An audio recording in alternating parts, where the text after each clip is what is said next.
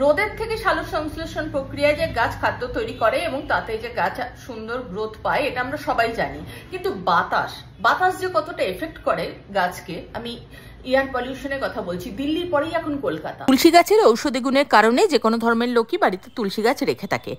এবার আপনারা নিজেরাই লক্ষ্য করুন, বর্ষার সময় যে তুলসী গাছটা ফুলে ফেপে উঠেছিল, এই বিচ্ছিরি রকমের পলিউটেড শীতের ওয়েদারে সেই গাছ কিরকম কুকড়ে গেছে। বাস রাস্তার উপরেই থাকা গাছটা যেভাবে এফেক্টেড হয়েছে, বাড়ির অন্য দিকের ব্যালকনিতে রাখা গাছ কি কতটা এফেক্টেড নয়।